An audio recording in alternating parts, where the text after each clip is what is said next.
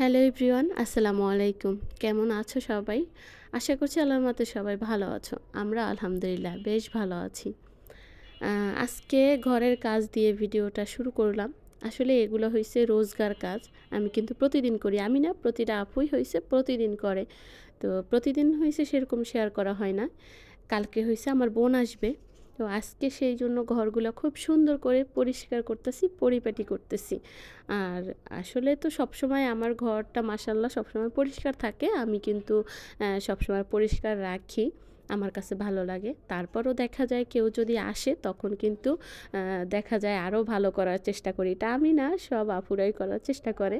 তো আমিও সেই জন্য একদম খুব সুন্দর করে কোথাও কোনো ময়লা না থাকে, একদম যেন সুন্দর থাকে সেই জন্য সব কিছু একটু গুছগাছ করে নিতেছি।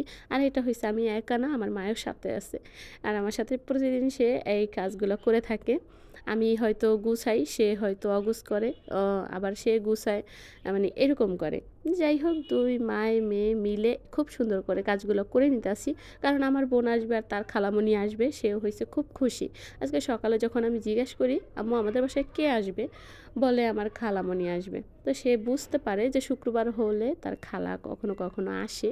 তো সেই জন্য আজকে আমার মায়ও খুব খুশি আমার সাথে সাথে। যাই হোক, খাটটা একটু আর কি পরিষ্কার করে নিলাম।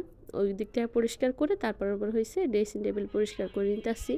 তো ওই যে বললাম প্রতিদিন আমি এই কাজগুলো করি, মাঝে মাঝে শেয়ার করি, মাঝে মাঝে করি না। কারণ এক কাজ প্রতিদিন যদি দেখাই আসলে একঘেয়েমা লাগে।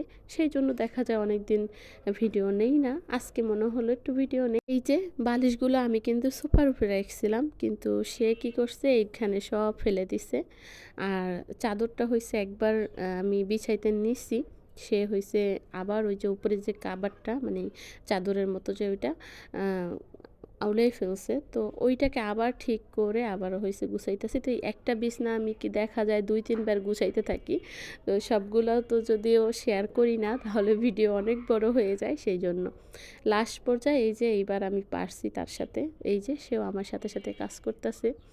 যাই হোক, এইদিকে আপাও চলে আসছে। আপাও এসে হইছে আমার সাথে কাজ করতেছে।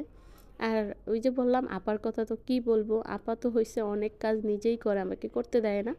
আজকে বললাম ঠিক আছে আপনি কাপড় ধুয়ে নেন, আমি হইছে এদিকের কাজগুলো করে নিতেছি। তাই হয়েছে করতেছি। আর এমনিতেও হয়েছে অফ ক্যামেরাও আমি করে নেই, সেটা হয়েছে দেখাই না। ওই যে বললাম একঘেয়েমা লাগবে সেই জন্য। আর এই তো বিছানাটা সুন্দর করে আর কি গুছাই নিতেছি। আর অনেক দিন বলতে ৩-৪ দিন হইছে বাবুর বালিশের কাভারটা খুলছি, ওইটা আর হইছে লাগানো হয় নাই, সেটাও লাগিয়ে দিলাম।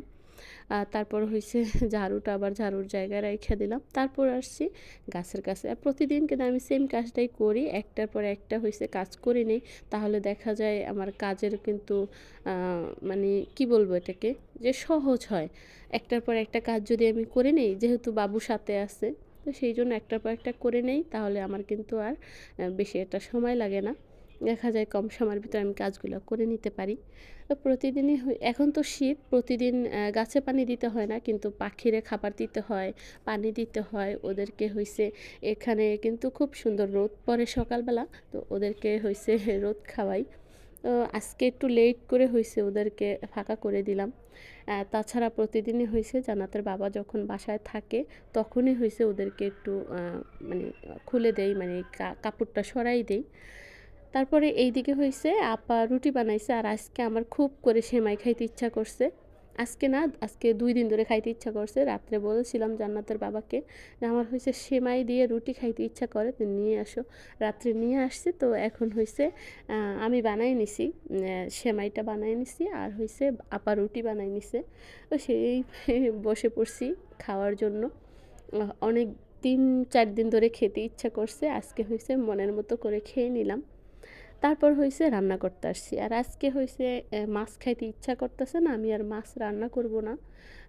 সিম রান্না করব, কাঁচা টমেটো আর হইছে আলু দিয়ে সিম রান্না করব, ছোট চিংড়ি মাছ দিয়ে। আর হইছে টমেটোর খাট্টা রান্না করব।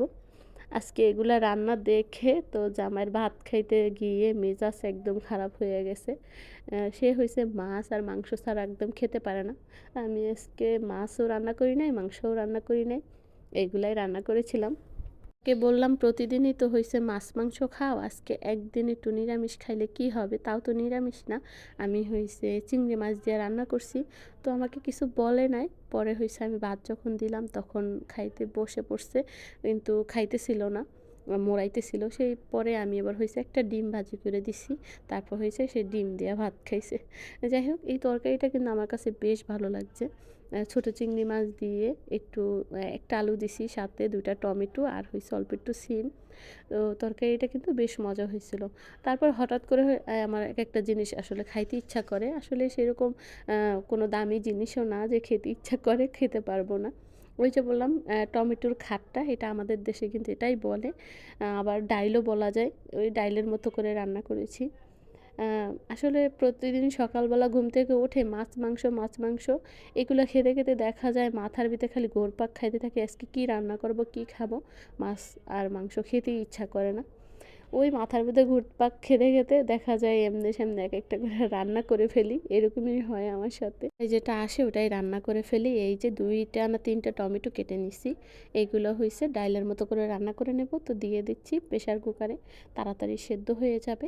আর এইখানে আজকে এই ডালটা তো বাবুর হয়তো অল্প একটু নিয়ে খাওয়াইতে পারবো, বেশি একটা তো আর নিতে পারবো না ওর জন্য।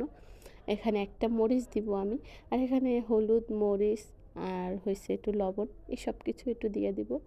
জিরার গুঁড়া একটু দিয়েছিলাম। আর একদম সেম ডাইলের মতোই রান্না করা, এটাকে আমাদের দেশে খাট্টা বলে।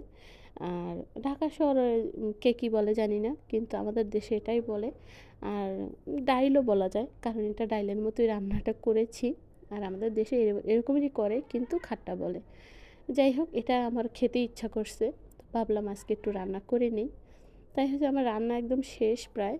এখন তরকারিটা হয়ে গেছে, মানে তরকারি বসে ওদিকে আমি হয়েছে ওই তরকারিটা রেডি করছি, মানে খাটটা রেডি করছি। এইদিকে ভাতটাও হয়ে গেছে, ভাতটা বুট করে নিব। আর তরকারিটা উঠাই নিছি, এখন হয়েছে এই তো ডালটা বসিয়ে দিলাম। আর এটা কি ডাল বলবো না খাট্টা বলবো জানি না, কে কে নামে জানে, আমি যেই নাম জানি ওই নামটাই আসলে বলছি। এই তো আমার খাট্টা রান্না হয়ে গেছে, এখন হয়েছে বাগার দিয়ে নেব। এখানে রসুন আর হয়েছে পেঁয়াজ একটু হালকা করে ভেজে নিলাম, তারপরে হয়েছে এখানে হয়েছে এই খাট্টা ঢেলে দিব। আর ওই যে একদম হয়েছে ডাইলের মতোই রান্নাটা করে সেম, কিন্তু হয়তো নামটা একটু আলাদা, যে যেই নাম বলে আর কি, আমাদের দেশে যে নাম বলে আমি কিন্তু ওই নামটাই বলছি। হয়তো অনেকে হাসিও দিতে পারে যে এটা আবার কীরকম নাম। ওদের বাসার আপা আর হয়েছে জান্নাতের বাবা, তারা কিন্তু খুব মজা করে খাইছে, আমি তো আগেই মজা করে খাইছি। কথা বলতে বলতে একদম ভিডিওর শেষ প্রান্তে চলে আসছি। এই পর্যন্ত সবাই ভালো থাকবে, সুস্থ থাকবে, আমাদের জন্য দোয়া করবে। ভিডিও ভালো লাগলে অবশ্যই লাইক কমেন্ট শেয়ার করবে। আল্লাহ হাফেজ।